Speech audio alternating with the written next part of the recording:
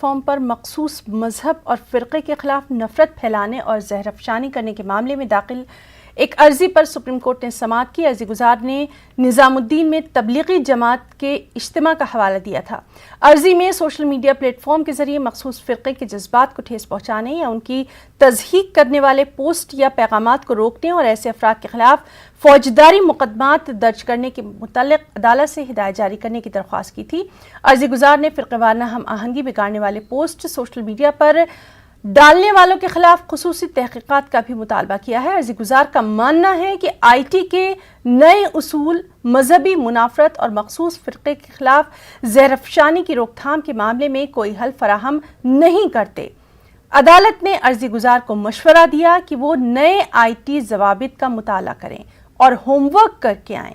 معاملے کی اگلی سماعت آئندہ ہفتے ہوگی۔